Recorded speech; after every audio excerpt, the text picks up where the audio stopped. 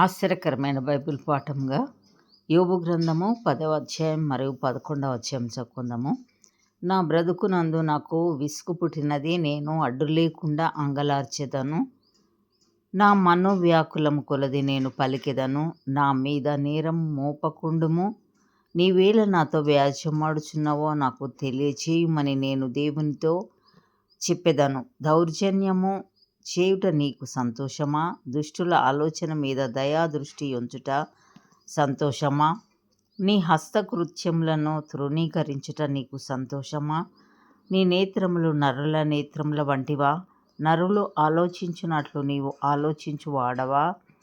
నీ జీవితకాలం నరుల జీవితకాలము వంటిదా? నీ ఆయుష్కాల సంవత్సరములు నరుల దినముల వంటివా?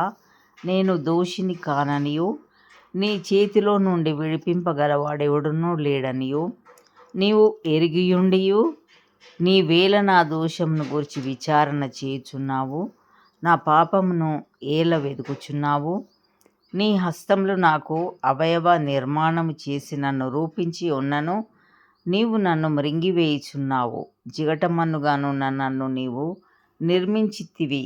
ఆ సంగతి జ్ఞాపకం చేసుకొనుము. నీవు నన్ను మరలా మన్నుగా చేయుదువా? ఒకడు పాలు పోసినట్లు నీవు నన్ను పోసితివి కదా. జున్నుగడ్డ ఒకడు పేరబెట్టునట్లు నీవు నన్ను పేరబెట్టితివి కదా. చర్మముతోనూ మాంసంతోనూ నీవు నన్ను కప్పితివి.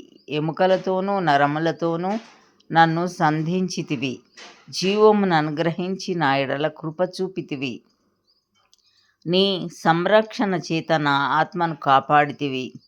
అయినను నా లోపములను గూర్చి నీవు నీ హృదయములో ఆలోచించితివి. ఈ అభిప్రాయం నీకుండెనని నేను ఎరుగుదును. నేను పాపం చేసిన ఎడల నీవు దాన్ని కనిపెట్టుదువు.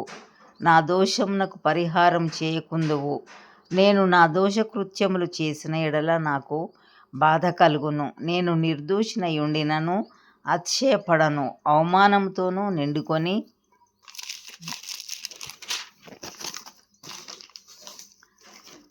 నాకు కలిగిన బాధను తలంచుకొనుచుండెదను. నేను సంతోషించిన ఎడల ఎడతెగక నీ ఆశ్చర్యమైన బలమును నీవు నా మీద చూపుదువు. సింహం వేటాడినట్లు నీవు నన్ను వేటాడుచుందువు. ఎడతెగక నా మీదికి క్రొత్త సాక్షులను పిలిచెదవు. ఎడతెగక నా మీద నీ ఉగ్రతను పెంచెదవు. ఎడతెగక సమూహము వెనుక సమూహమును నా మీదికి రాజేసెదవు. గర్భంలో నుండి నీవు నన్నేల వెలికి రప్పించితివి. అప్పుడే ఎవరునూ నన్ను చూడకుండా నేను ప్రాణము విడిచి ఉండిన ఎడల మేలు. అప్పుడు నేను లేనట్లే ఉండియుందును. గర్భంలో నుండి సమాధికి కొనిపోబడి ఉందును. నా దినములు కొంచెమే గదా. తిరిగి వెలుపలికి రాజాలని దేశమునకు, అంధకారము మరణాంధకారము గల దేశమునకు, కటిక చీకటి అయి గాఢాంధకారమయమైన దేశమునకు, భ్రమ పుట్టించు మరణాంధకార దేశమునకు, వెలుగే చీకటిగా గల దేశమునకు నేను వెళ్ళక ముందు కొంతసేపు నేను తెప్పరిల్లునట్లు నన్ను విడిచి నా జోలికి రాకుండుము. 11వ అధ్యాయము. అప్పుడు నయమాతీయుడైన జోఫరు ఈలాగున ప్రత్యుత్తరం ఇచ్చెను. ప్రవాహంగా బయలు వెళ్ళు మాటలకు ప్రత్యుత్తరం చెప్పవలెను గదా. వదరుబోతు వ్యాజ్యం న్యాయమని ఎంచదగునా? నీ ప్రగల్భములను విని మనుషులు మౌనముగా నుండవలెనా? ఎవడునూ నిన్ను అపహసింపకుండానే నీవు హాస్యం చేయుదువా? నా ఉపదేశం నిర్దోషమనియు దేవా, నీ దృష్టికి నేను పవిత్రుడననియు నీవనుచున్నావే. దేవుడు నీతో మాటలాడిన మేలు, ఆయనే నీతో వాదించిన మేలు, ఆయనే జ్ఞాన రహస్యములు నీకు తెలియజేసిన మేలు. అప్పుడు జ్ఞానము నీ యోచనకు మించినదని నీవు తెలుసుకొందువు. నీ దోషములో అధిక భాగము దేవుడు మరచిపోయి ఉన్నాడని తెలుసుకొనుము.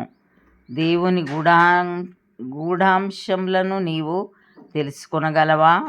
సర్వశక్తుడగు దేవుని గూర్చి నీకు పరిపూర్ణ జ్ఞానము కలుగునా? అది ఆకాశ వీధి అంత ఉన్నతమైనది. నీవేమి చేయుదువు? పాతాళము కంటే లోతుగానున్నది. నీవేమి ఎరుగుదువు? దాని పరిమాణము భూమి కంటే అధికమైనది, దాని వెడల్పు సముద్రం కంటే అధికమైనది. ఆయన సంచారం చేయుచు ఒకని చెరలో వేసి వ్యాజ్యమాడ పిలిచినప్పుడు ఆయన నడ్డగింపగలవాడెవడు? పనికి మాలిన వారెవరో ఆయనే ఎరుగును గదా. పరిశీలన చేయకయే పాపం ఎక్కడ జరుగుతున్నదో ఆయనే తెలుసుకొనును గదా.